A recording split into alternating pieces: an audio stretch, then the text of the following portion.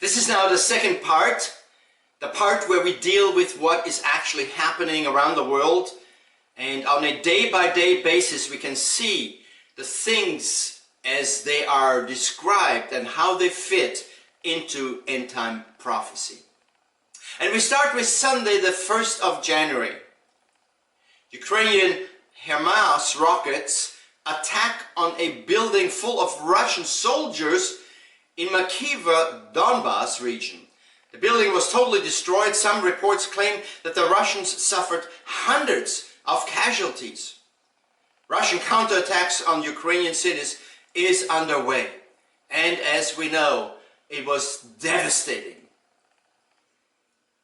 Literally hundreds of Ukrainians, innocent people, women, children, died as those rockets hit houses, apartment buildings, all over the place in the Ukraine.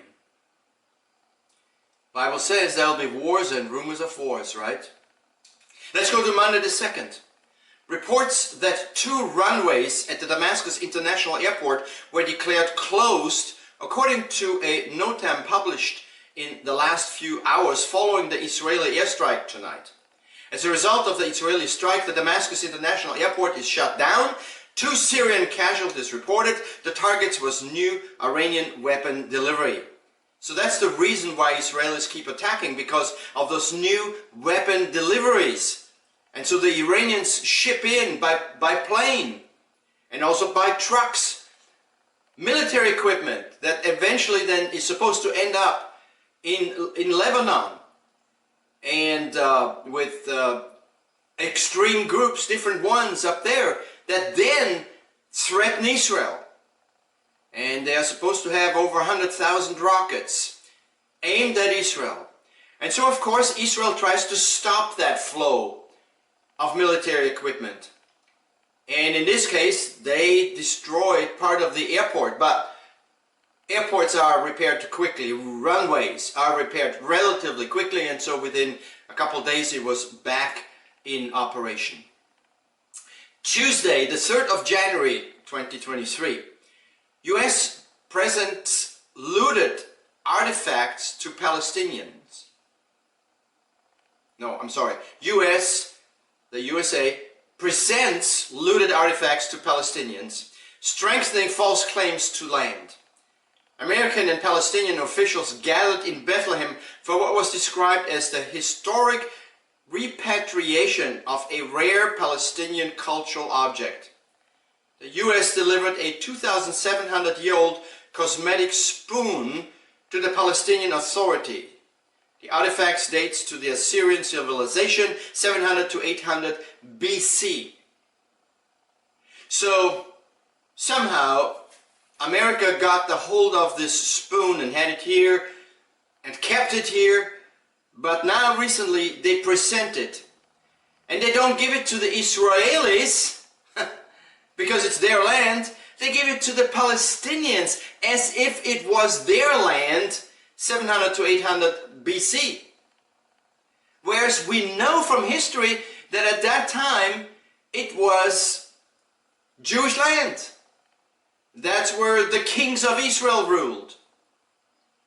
And so it's kind of stabbing the Israelis as if to say, it's not your land. We're going to give it to the Palestinians. So this artifact that you see here in that picture was returned, and it was given to the Palestinians instead of where it should have been, to the Israelis.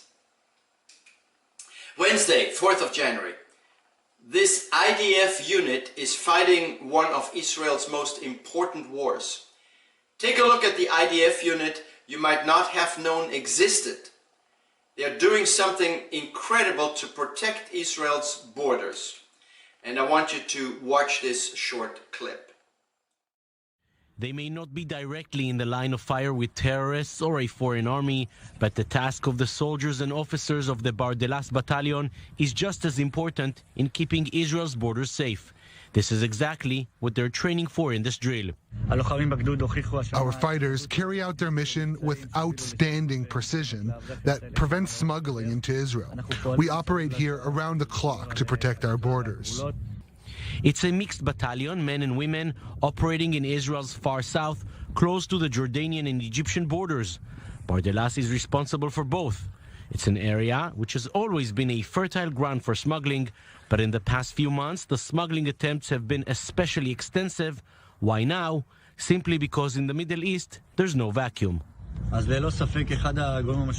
of the main reasons for the rise in smuggling attempts in this area is the successful operation the IDF is carrying out in the West Bank. It means the smugglers have to operate in other areas. Smuggling attempts are thwarted here practically every night. From Jordan, it is mostly weapons, from Egypt, mostly drugs, and both are treated with the same level of seriousness. The drugs from Egypt could make their way to criminal organizations in southern Israel and prevent the governance in this area. We are here to prevent that. Israel may be focusing mostly on Iran and Lebanon, Gaza and the West Bank, but even the borders of peace present a major challenge. Bardelas has scored major successes, but everyone here is aware there's still plenty of work to be done.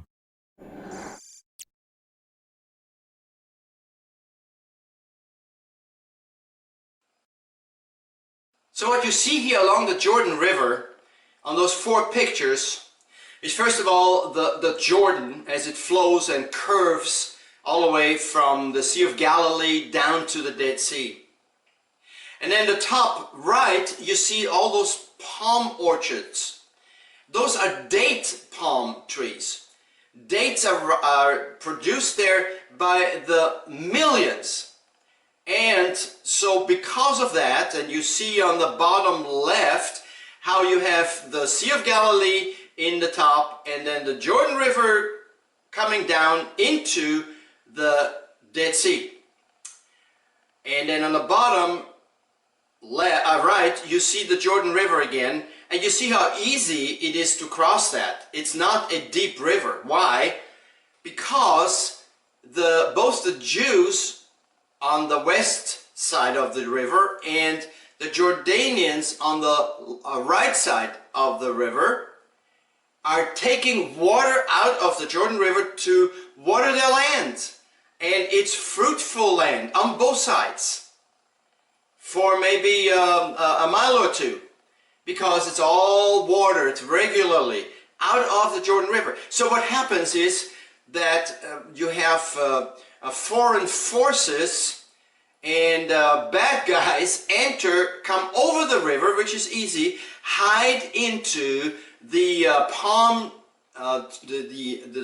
area, you know, millions of trees, and then smuggle ammunition and drugs into the land, into Israel. And so this special unit is fighting that. And they're very successful at that, and they catch a lot of people. And by the way, here's again a close-up shot of the Jordan River and the Dead Sea. And you see how the Dead Sea on the bottom is separated? Well, it's kind of interesting because you know when in Matthew 24, and this is just on the side here, from the Jerusalem, the Jews have to run for their lives when Jesus said, get out of the town, Matthew 24, right? And now they have a land bridge right between the northern part of the Dead Sea and the southern part of the Dead Sea, because the ocean there is sinking, that sea is going down, and because of that, that land bridge developed. And they can slip through there, and a little more south is where Petra is located, the place where I believe the Jews will hide throughout the second half of the tribulation period. Well, that was just a little sideline. Let's go to Thursday the 5th of January. In what appears to be a deliberate hit-and-run attack, a car rammed into Jewish men on Friday night in the Crown Heights neighborhood of, not in somewhere in the West Bank, but in Brooklyn, New York. And we know there's a lot of Jews up in that area. In Matthew 24:12 it says, and because of lawlessness will abound, and the love of many will grow cold. And I want you to take a quick look at what happened there. Watch closely, not the first car, but the second car that turns into the road and makes a left-hand turn, and watch a Jewish man who just wanted to cross the street at that time.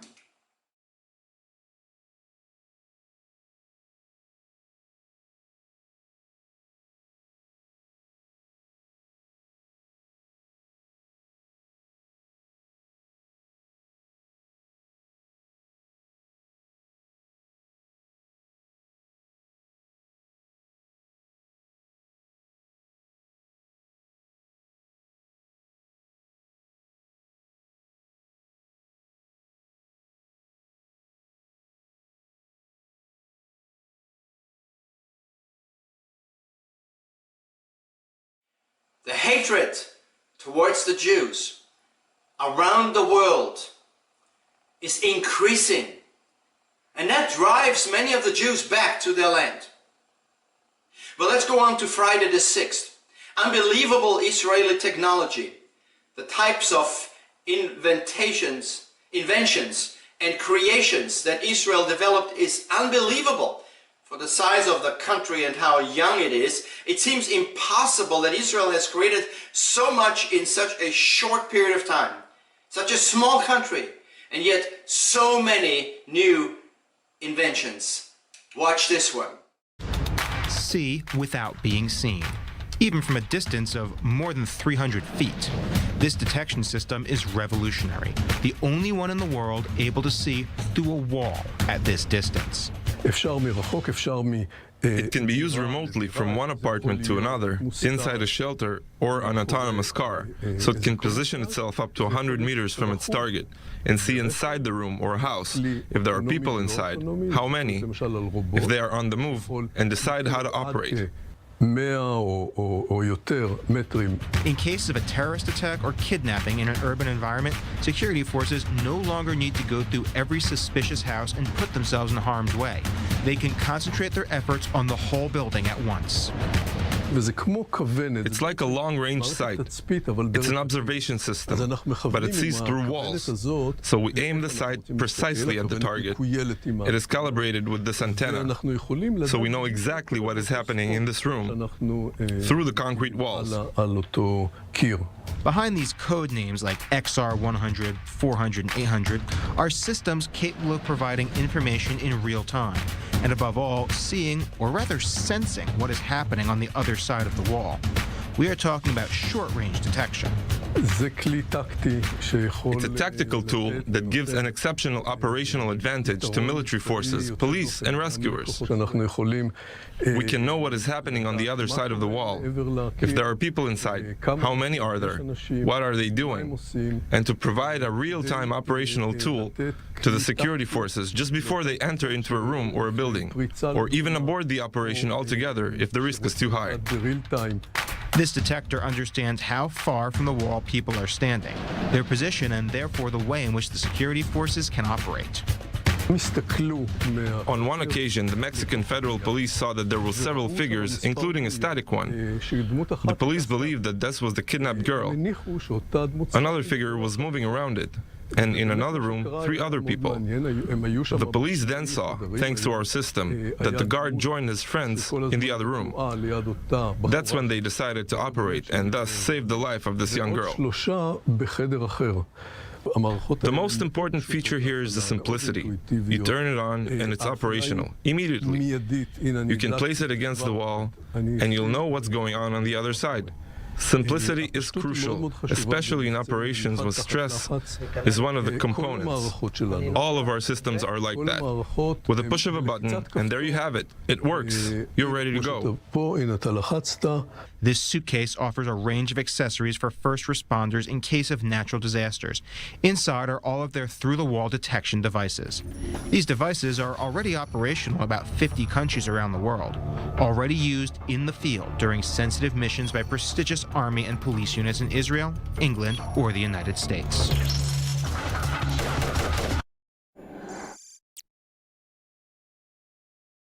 Quite amazing, isn't it? Saturday the 7th of January, Putin ordered Russian jets to patrol the Golan Heights. Watch this short report. Today on the newscast, with the world's attention focused on Ukraine, Russian and Syrian fighter jets patrol near Israel's Golan Heights. Plus, another Houthi missile attack against the UAE. Get all the breaking details next.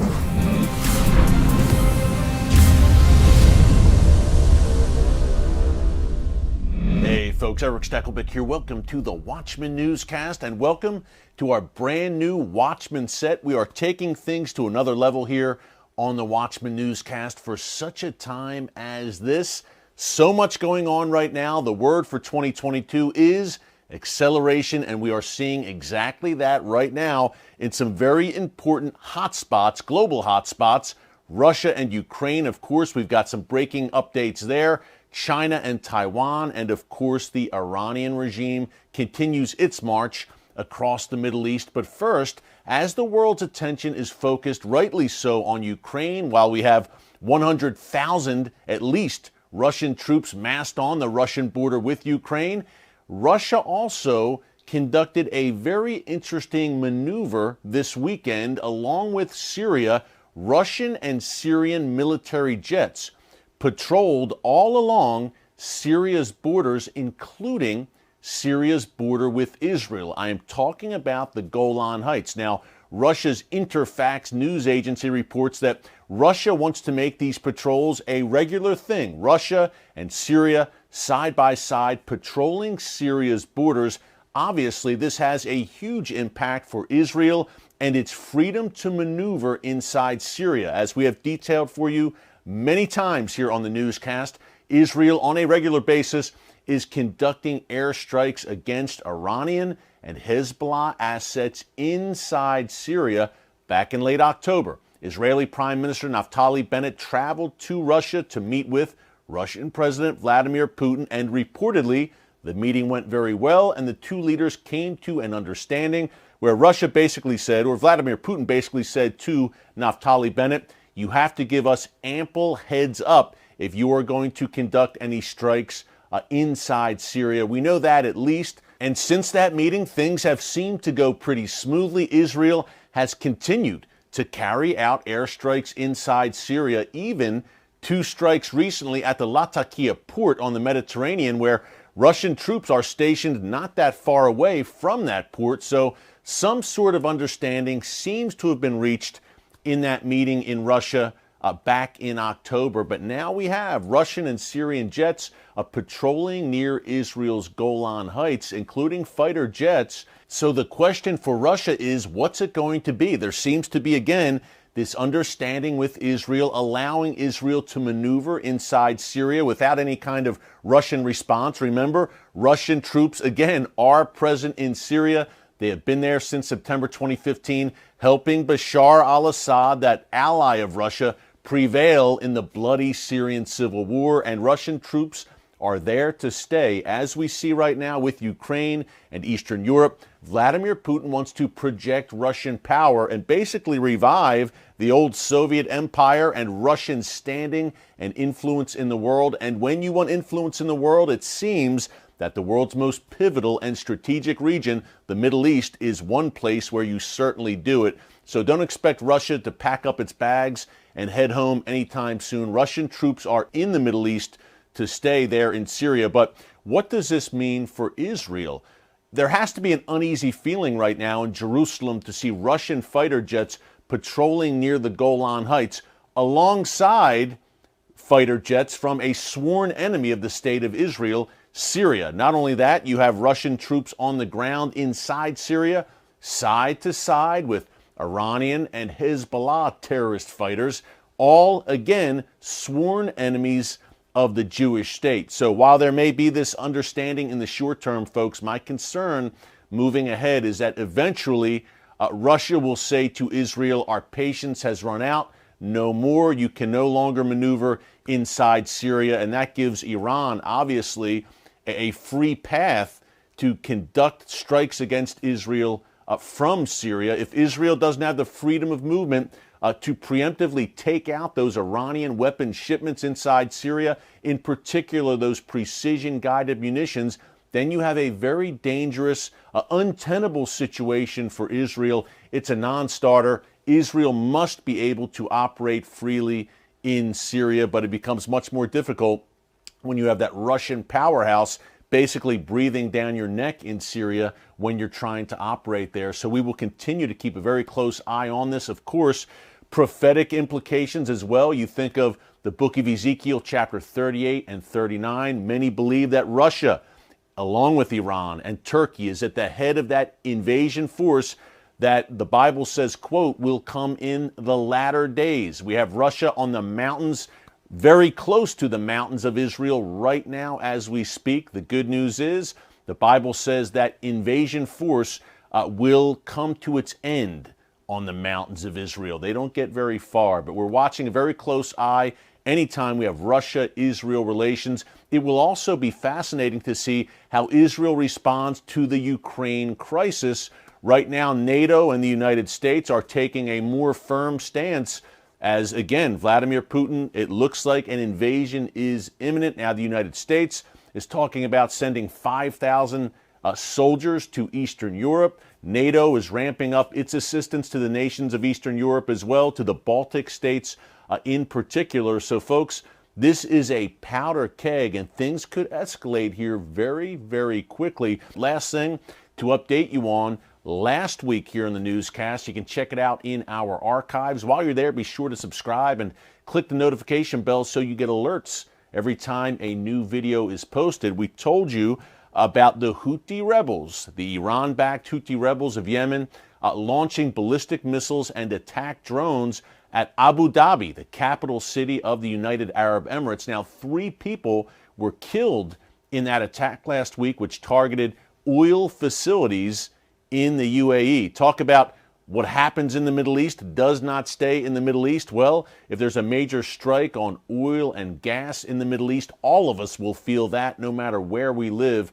Thankfully, this latest attack, 2 ballistic missiles, today, Monday, January 24th, were shot down by air defenses in the United Arab Emirates. At the same time, the Houthis launched missiles towards Saudi Arabia as well. So that is another hot spot, another conflict zone that is heating up. The Houthis in Yemen against essentially the Sunni Arab Gulf states led by Saudi Arabia and the United Arab Emirates. And the hidden, not so hidden hand behind all of it is the Iranian regime, the head of the snake, backing not only the Houthis, arming, training, supplying them, but also Hamas and Hezbollah, Islamic Jihad, those Shia militias in Iraq and Syria. Again, the head of the snake resides in the form of the Iranian regime. Hey, folks, keep all of this in your prayer. Things are unfolding very rapidly, to say the least, and if anything happens, we will come to you with breaking updates right here on our channel here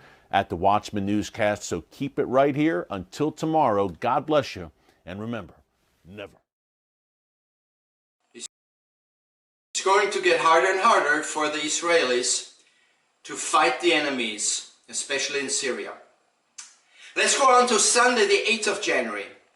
The Biden administration, Jews visiting holy site is unacceptable.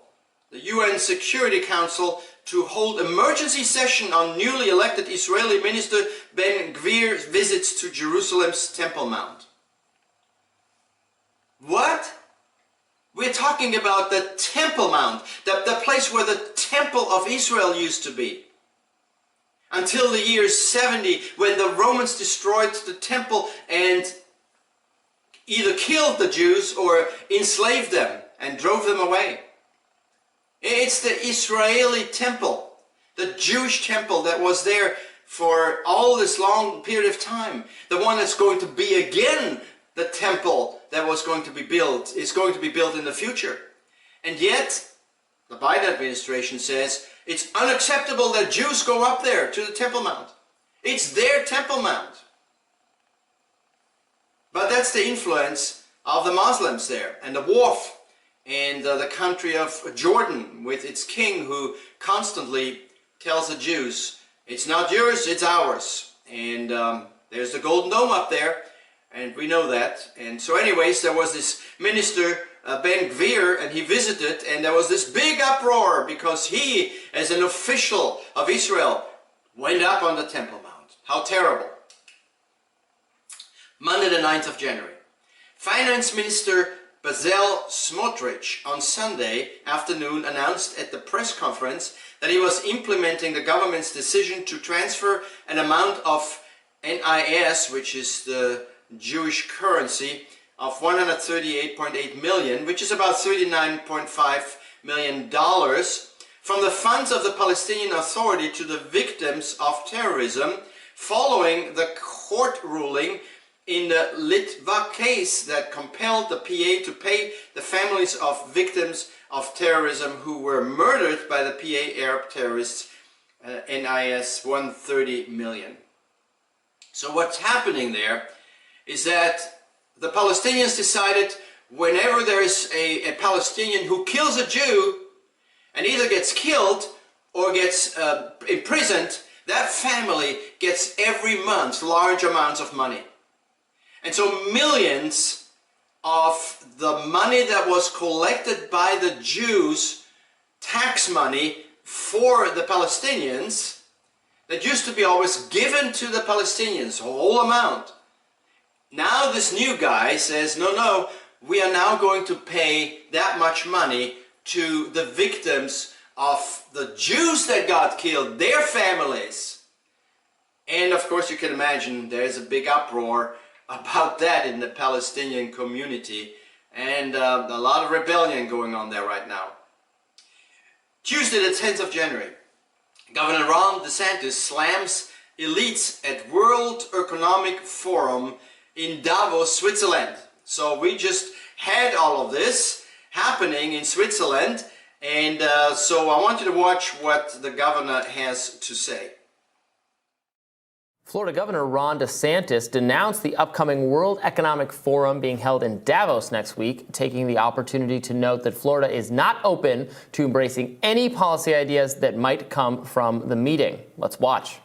They do this thing in Davos. They're doing it next week. All these elites come in, the World Economic Forum, and basically, their vision is they run everything and everybody else is just like a serf, like a peasant. They say they're going after energy, ESG, all these other things. And you see the Biden administration wants to nix gas stoves. Are you kidding me? Like I want gas stoves. I mean, imagine how many people had the hurricane come through, didn't have power right away, but were able to turn on some. So you cannot go down this road, but that's exactly what they want to do. And it's really weakening Western society, Western values, but underlying a lot of that is the CCP. He was referring to the Chinese Communist Party there. He also made it clear in the press conference that he will seek to curb China's influence in the Sunshine State. The 53rd annual meeting will take place in Davos, Switzerland, and is set to see record turnout, featuring 52 heads of state and about 600 CEOs. Climate envoy John Kerry will represent the United States. Look, I gotta say, all those heads of states and hundreds of CEOs does not sound like a especially good time from my perspective. I think that this is probably a wise political move. It's always healthy to make an attack against elites, and certainly this is the most elite of elite bunches gathering here at Davos. Of course, there is always this kind of what seems from my perspective to be a little bit of not quite related culture war-ish jab mixed in there with the gas stoves. Look, I love a gas stove as much as anybody. It takes my electric stove forever to heat up, and my omelets haven't been the same since I moved into my new apartment. Oh, you went from gas to electric? I went from gas to electric. Oof, that's devastating. But it's also true that 12.7% of all childhood asthma cases are caused by gas stoves, and people should be informed about the health risks. Yeah, the health consequences of gas stoves are only just now being understood and reported on. So it's a serious issue. Maybe you don't care, maybe your kids are grown, but other people care. I'm not saying there should necessarily be a ban, but pretending like there's not downsides to this or that it's just a random draconian edict coming down from on high is also a little absurd. So what do you make of this kind of political move from DeSantis to say, hey, I'm anti-Davos? I think it's a sign of the ascendancy of a kind of right and left populism, the fusion of that, which is very anti-Davos mindset. The World Economic Forum brings together all these heads of state, former heads of state, current heads of state, and corporate partners, powerful elites, who all have a lot of similar ideas and similar goals on economics, on a lot of climate stuff. Since COVID, there's been a lot of how can we use the COVID emergency to the Great Reset is what it's called. How can society be better planned from here on out? And unlike Ron DeSantis, I don't think every idea that would come out of this meeting would necessarily be bad, but I think the concerns are well-founded, which is that it's a little bit of the technocratic elite has a lot of of blind spots, is not very down with democratic decision making, and also not very down necessarily with civil liberties, because those can get in the way. I think they saw that with COVID, that people don't want to be required necessarily to take vaccines and other things, don't want to be required to wear masks forever. It might have contrasting views that is frustrating to the elites and confounds their ability to kind of like plan and organize society in the fashion that they want. And that's also part of the China aspect of this, which is, the whole kind of global, and I think trade is good, but one of the issues with, trading with China and being more open with China is we've kind of inadvertently brought in some of the Chinese government's closed-mindedness toward criticism and free speech is actually being imported into not exactly Western culture, but Western decision-making with our governments and our businesses. People self-censor, institutions self-censoring in order to not get priced out of the Chinese market, that I think is very bad. This is the point that Batya sometimes makes about Elon Musk in China and failure to critique because of his factories. Or the NBA, or Activision Blizzard, or any number of U.S. celebrities or political figures or institutions, private, which... It's a weird situation because they have the right to they have the free speech right to, not want any criticism of China, but they're doing it because an authoritarian government that we have no control over wants that. Yeah, and money talks. LeBron James gets a talking to from the NBA when he makes some anti-China comments, and people care about their contracts and how much they're able to earn. And that's, I think, precisely why this particular aggregation of human beings at Davos is concerning, because when you look at what aligns them, what interests they all share, it's very elite financial interest, and it's not the interest of the overwhelming majority of people who live on this planet. And it speaks to a concern that I think a lot of our viewers have, a lot of independent-minded people, right and left, which is that actually the elites have so much in common. They say they're Republican, they say they're Democrat, but there's so much agreement, there's so much social cooperation, or so enjoyment of each other's company. Precisely. You're not in that meeting. You're not, in those smoke-filled, well, they're not smoke-filled, I don't think. At Davos, they're definitely not smoke-filled. Allow proper ovens, Bobby. Unfortunately, there's no smoking in those rooms. So it's shielded from view. And I think it presents certain concerns. Obviously, you can go too far and be a little conspiratorial about how bad it is or something.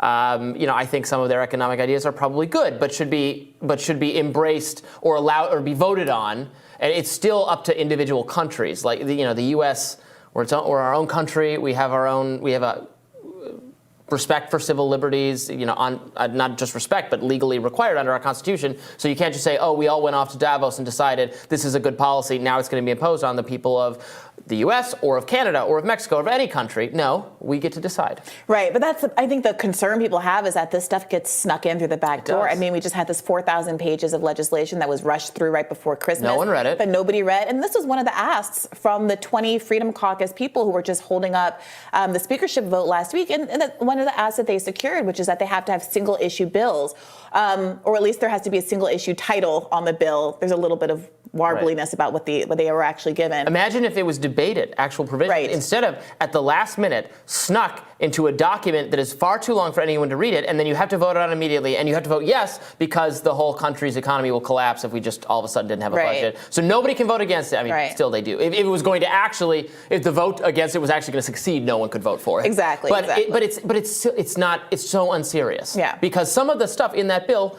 should not be voted for, should be rejected. Tons of it should be rejected, but you don't get to do that because they cram it all in, they put it up there at once. It's so bad. And they don't give you time to read it. So another thing, one of the asks that they secured was, I think, a 72-hour period before a bill was passed where people have an opportunity. I mean, it's still a very short time to read all of those pages with any kind of precision or depth, but I think they're moving in the right direction, and there's some important populist asks that came through that are getting really underanalyzed and underappreciated by the liberal media. Well, and previously, the vast majority of congressional representatives in both parties had no say or input in what was going into that package. Right. It's the speaker and a handful of other powerful people in both parties get together and decide, and then you have to vote for it. Yeah, that 4,000-page document we're talking about was a Mitch McConnell, Nancy Pelosi special, that is a bipartisan, secretive, non-transparent special. So it's interesting that there are these parallels between the problem with Congress and the problem with Davos being the lack of transparency and democracy.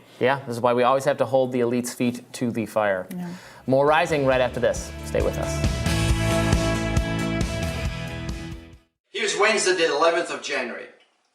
The largest satanic gathering in history to take place in Boston. The gathering, called Satan Con, will be taking place from April 28th to 30th of 2023. Pray throughout that time, April 28th through 30th. The Satanic Temple promises on its website that the convention will be a weekend of blasphemy and remembrance in Boston. That's their goal, and it's happening right here in America. It's shameful. Thursday, the 12th of January. Minnesota Democrats want to repeal protections for infants who survive abortions. The Born Alive Infant Protection Act was passed by the Minnesota legislature in 2015. It states that abortion survivors should be fully recognized as human persons. Representative Tina Liebling, DFL Rochester, wants to repeal these protections because they are an insult to the doctor. In other words, the doctor wasn't able to kill the unborn baby, and it came out alive. Oh, what an insult to the doctor. He's incapable. And so the baby has to be killed, even if it comes out alive. That's what she wants. It's unbelievable what is happening. Where is common sense? Where is the understanding of life, of humans? People that cannot defend themselves. And they are supposed to be just kill them. It's just mind-boggling, isn't it? Friday the 13th. Researchers verify written records of King David's corresponding to Hebrew Bible. Photographic technology has enabled researchers to verify that the events recorded on the stone correspond to the historical account in the Book of Kings. The tablet has been part of the collection of the Louvre Museum in Paris since 1873. In 2018, the Louvre projected light onto the high-resolution images, with the result being a much clearer image, enabling verification of the contents. It included the God of Israel and the house of David.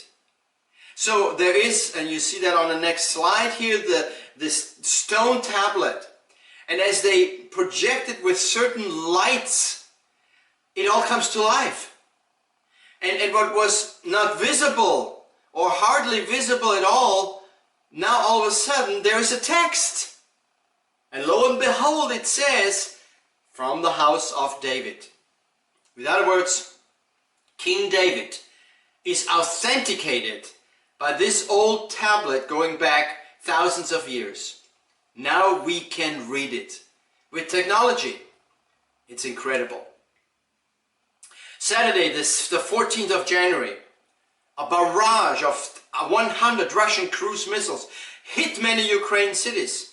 Following the rocket fire, the Ministry of Energy in Ukraine announced that the electricity supply was cut off to most citizens throughout the country. In other words, the whole country is now dark. There is no heat, no light, no communication. It's sitting in darkness, thanks to President Putin of Russia. Wars and rumors of wars. Sunday the 15th. A Syrian source affiliated with the opposition. Iran is about to send 150 Hezbollah operatives from Syria to Ukraine to help the Russians operate the Iranian drones. Hezbollah operatives destined to go to Ukraine gathered at the end of last month at the Officers Club in Dimas, located in the suburbs of Damascus. So there are those highly trained 150 Hezbollah operatives, and they are now going to go to Russia and operate long distance those kamikaze drones, those drones that will fly into buildings and kill people and destroy buildings. And so you can see that Hezbollah, which translated means the party of Allah, is going to help the Russians in the war against the Ukrainians. You can see what side they are on. Monday the 17th. The security situation in the West Bank is volatile. A mosaic of terrorist groups, many backed by the Islamic Republic of Iran, has found their West Bank ripe ground for plotting violence and attacking Israel. After a major increase in terrorist attacks in Israel in early 2022, it became clear to the Israeli Defense Force, the IDF, that the Palestinian Authority, the PA, lost control of parts of the West Bank. You see, they are supposed to do the work. They are supposed to find out terrorists and stop them, but they lost control. And so, as the Palestinian Authority loses control, the Israelis have to come in greater force and stop it. In fact, on the next slide, you see in December 195 terrorist incidents, and they're all kind of those dots that you see, and they're all in the West Bank. What you see there, that's all the West Bank. That's where it's happening. All those attacks against the Israelis. We go on to Tuesday the 18th. On Friday, the Prime Minister's office announced that it was implementing a series of sanctions against the Palestinian Authority in response to Ramallah's push to get Israel reviewed before the International Court of Justice. Israel will transfer NIS 139 million from tax fees it collected on behalf of the Palestinian Authority to compensate the families of Palestinian terror victims. We already talked about that. But what the Palestinians did is they went to the World Court and complained to the World Court. You need to investigate Israel, what they're doing, and they're taking our money. And so as a result, Israel says, well, if you do that, we are going to implement a series of sanctions against you. And that's what's happening.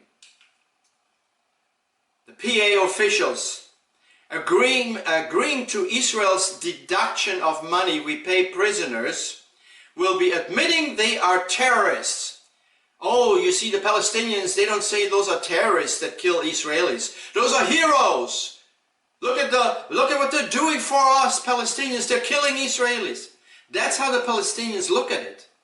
And so to admit that those are the terrorists, we can't do that. And so this is not on the table. It cannot happen.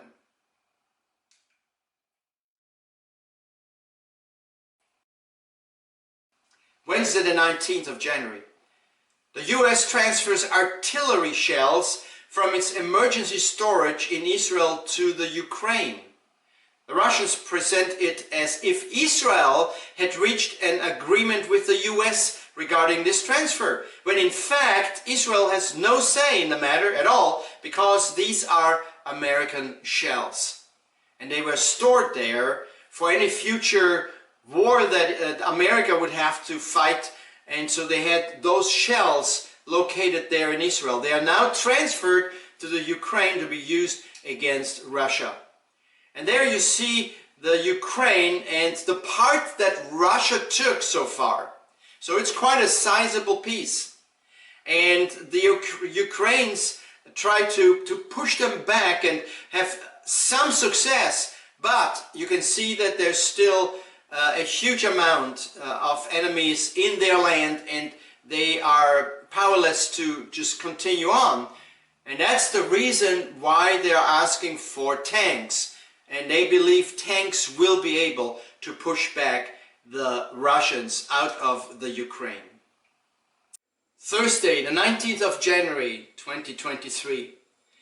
On Tuesday, NATO Secretary General Jens Stoltenberg and Ursula von der Leyen and Charles Michel, the European Commission's and European Council's top representatives, finally met and signed a declaration that promised a higher level of collaboration between both institutions.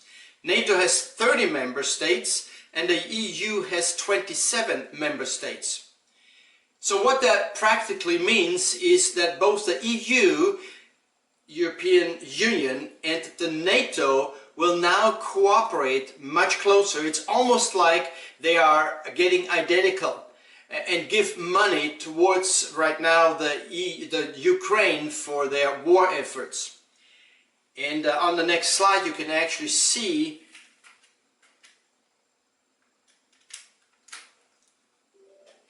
the three standing together and congratulating each other for this new level of cooperation. Friday the 20th of January. Pope Francis: to evangelize is not to proselytize. The Pope told crowded gatherings at the Vatican to proselyte is something pagan. It is neither religious nor evangelical. Convincing someone from another religion to become Christian is a pagan practice. And I like to remind the Pope of Matthew 28:19, where Jesus says, "Go therefore and make disciples of all the nations." And how do you do that? By sharing the good news, by telling them how to be born again. And so the Pope, once again, is in great error. Saturday the 21st of January. New York, the Day of Rage, openly calls for intifada, destruction of Israel, release of Palestinian terrorists. Two of the Palestinian terrorists are the PFLP leader Ahmad Sadat, serving a 30-year sentence for an assassination of an Israeli cabinet member, and Ahmad Mansadra, serving a sentence for the attempted murder of an Israeli teen. The rally openly calls for a global intifada to facilitate the destruction of Israel, to be replaced by a Palestinian state from the river to the sea. And there you have the problem. Because this is not just happening in New York, it's happening all over the world, and especially in the West Bank, where they're demanding that they will own everything. So no two-state solution, that's not acceptable. They want to have the whole land. They want Israelis to leave and give it all to them, because they believe, indoctrinated as they are, that the land belongs to them, ignoring 3,000 years of history. Sunday, the 22nd. The US, Israel start a 3-day of war game simulating threats in the Middle East. Fighter jets and refuelers from the Israeli Air Force and the USA Air Force will take part of the exercise and simulate a number of scenarios in the face of regional threats, the Israeli Defense Force said in a statement. And so once again, on an even higher level, those two nations, Israel and America, are working together as they prepare for the eventuality of a war, especially with Iran. Monday the 23rd of January. Congress to revoke the dollar from circulation and replace it with a government-controlled digital coin. The Feds are testing digital money with 9 banks, and that's right here in America. Did you know that on March 9th, Biden will sign into law something known as Executive Order 14067? Part of that includes, in just a few paragraphs, our current president has set the stage for legal surveillance of all US citizens, complete control of all bank accounts and purchases, the ability to crush free speech and silence opposing violence voices. Does that sound familiar? Does that sound like what Antichrist will do? I think we are in the preparation state for the 7 years of tribulation where Antichrist will come, and that is exactly the system that he will want and control. A total surveillance, a total control over all your purchases and what you sell, and the ability to crush free speech. How close are we to the coming of Jesus and then the 7 years? Tuesday the 24th of January. former Russian President Dmitry Medvedev, an ally of Kremlin chief Vladimir Putin, warned the North Atlantic Treaty Organization, that's the NATO, that the defeat of Russia in the Ukraine could trigger a nuclear war. The Kremlin said Medvedev remarks that the defeat of Russia in the Ukraine could trigger a nuclear war were in full accordance with Moscow's nuclear doctrine. So they have a doctrine of nuclear war, and it would be if they lose the war with the Ukraine. Again, a reminder of Matthew 24:7, where we read, "For nations will rise against nation and kingdom against kingdom, and there will be famines, pestilences, and earthquakes in various places." How true. Just what we are seeing. Wednesday, the 25th of January. The Ukraine is to create 1,000-unit Kamazaki drone fleet. A Ukrainian intelligence unit is seeking to create a 1,000-unit suicide drone fleet through fundraising. Like a sniper, an operator can use such a drone to perform precision strikes, direct fire from other platforms, and provide intelligence on the enemy and surroundings. In other words, an operator can stand 10 miles away, operate his joystick, sees exactly where this drone is going to, sees what the movements are on the ground, and can attack and destroy any pinpoint that he would like to do.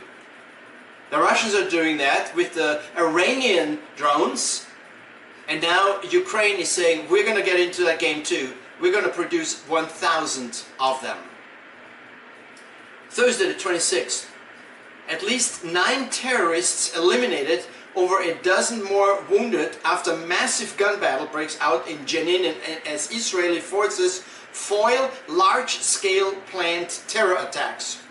So we're talking about the West Bank, we're talking about terrorists that are uniting there against Israel, organizing and attacking, and when Israel found out, they went in with great force and eliminated or killed massive terrorists that were working there and preparing for a war. Friday the 27th of January. It shows you a map of the world with the worst countries in the world for Christians. Where do Christians suffer the most? You see it on the map. Most of them are in Northern Africa and in Southern Asia. Those are the countries there that are being singled out for the greatest violence against Christians. At the top of the list was North Korea with a persecution score of 98 over 100, which is the highest country that has ever received a World Watch List research. So North Korea heads it off on the very top. Open Doors, which is a ministry, estimates that 50,000 to 70,000 Christians are held in North Korean prison camps. Can you imagine how many are actually killed as believers? And how many are actually hiding? Tens of thousands, hundreds of thousands? We don't know. Only eternity will tell the suffering of the North Korean Christians. 2.53% of China's billion people self-identify as Christians, making it the largest Christian population in the world. You hear that? In the world, the largest Christian population. Where? In China, with all the persecution that's going on there. And that's only those that are self-identifying. What about all those who are not? There's an amazing movement going on, and it's continuing, and Christians are hiding in secret and worshiping in secret all over China. Saturday the 28th of January. The Arch of Titus. In the year 81 AD, after Titus' successful march to Jerusalem and the destruction of the Temple Mount, this arch was erected, and inside that arch is a picture which shows the menorah being taken out of the temple and marched to Rome. And on the next slide you see the same thing but cleaned up. But did you know, and you showed this on the next slide, that it was colored? In the time of the Romans, in the year 81, the pictures, the three-dimensional pictures, were actually colored. That's what it looked like in those days. For the whole story of the march into Rome by the Roman soldiers and by the slaves that they had brought back to Rome, as well as one of the leaders who they brutally dragged through the city up to where Caesar would be. And you can see all of the golden artifacts, the vessels, the lampstands, and everything that they took out of the temple before it was burned is amazing. So much so that much of the Colosseum that was built in Rome was built with the money from the gold from the temple in Jerusalem. And so our final little program here ends with a depiction of this final march into Rome by the Romans.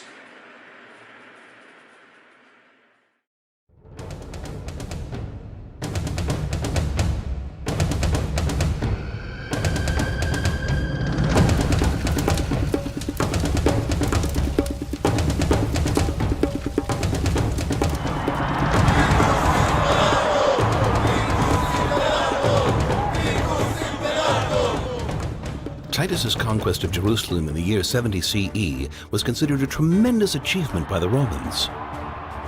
His suppression of the long rebellion in Judea proved once again that the Roman Empire was the strongest power in the world. On the Temple Mount, the Roman army cheers its venerated commander Titus. While Jerusalem goes up in flames, Titus quickly prepares the exhibits for the victory parade in Rome. For this purpose, he gathers many valuable objects and prisoners of war.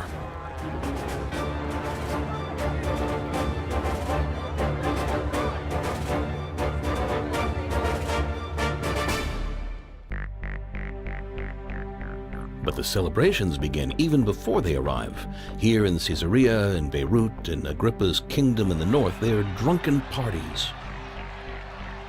To entertain the crowds, thousands of Jews are thrown to beasts of prey and into combat against bloodthirsty gladiators.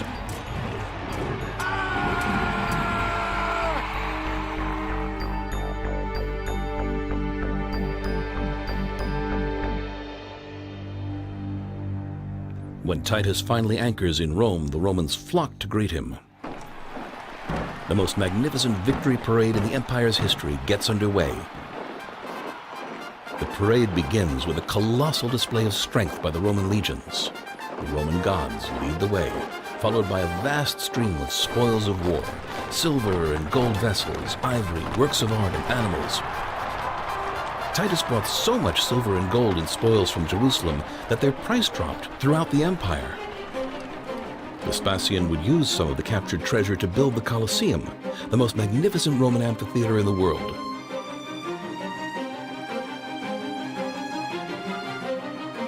The crowd is amazed at the vast amount of plunder, but the climax arrives when the holy temple vessels are paraded before the masses, including the golden menorah. Behind them, like a prisoner of war, is carried the representative of the Jewish faith, a single Torah scroll from Jerusalem. In the rear are led the prisoners of war themselves. Defeated and disgraced, the POWs from Israel march through the streets of Rome. Their war wounds are well concealed by the embroidered silk garments they're dressed in by the Romans. But nothing can take away the searing pain they bear in their hearts.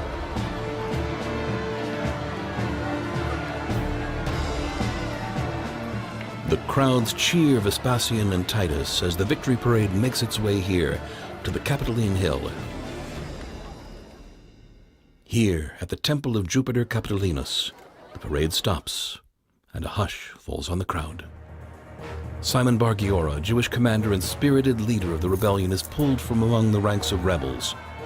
With a rope around his neck, he is dragged brutally through the streets of Rome as the wild throng beats him from all sides.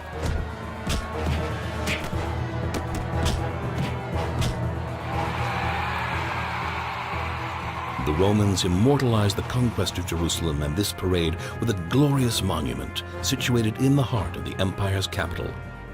Exactly where the victory parade passed, Domitian, Titus's brother, built a 15-meter-high gate in honor of the great victory. Depicted in the relief on the arch are Roman soldiers crowned with laurel wreaths as they carry the temple vessels, the silver trumpets, the showbread table, and in the center, the temple menorah, painted gold.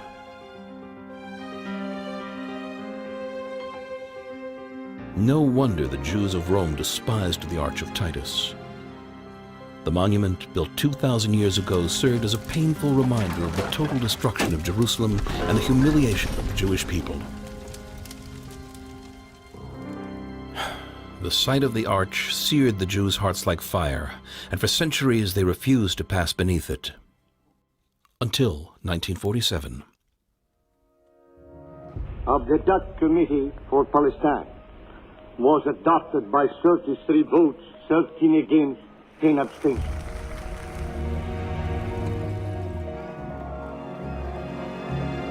The day after November 29th, the day the UN Assembly declared the establishment of a Jewish state in the land of Israel,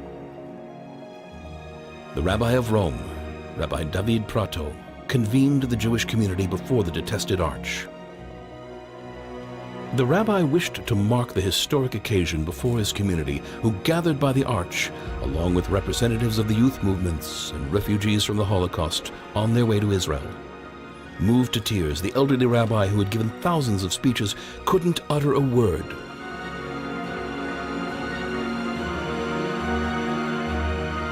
The rabbi cried out, "Who sustained us and kept us and brought us to this day." Then, instead of speaking, he started to march, followed by the whole community, straight into the Victory Arch. For the first time in 2,000 years, Jews passed through the Arch of Titus again. We walked through in the opposite direction, not like our ancestors 2,000 years ago, who passed through as slaves, but as a free people, as if we were walking back to freedom. We felt on top of the world.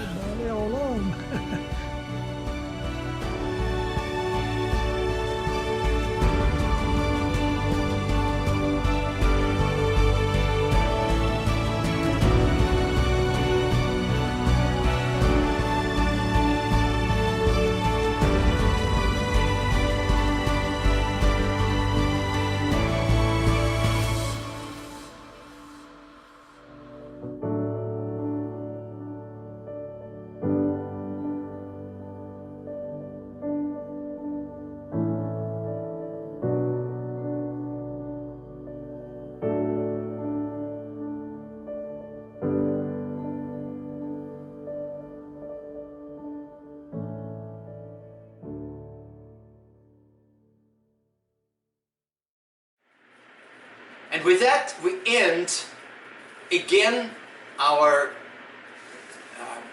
display of what happened throughout the last month. We know that the Lord is coming back soon. We know that we are to look up, for when you see those things, the Lord Jesus is just around to come back to us and meet us in the air, in the clouds, to take us to be with Him for all eternity. That is our hope. That is our future. That's what we count on, and that's why we can be jubilant, because we know how it all ends. Lord bless you, and thank you for watching.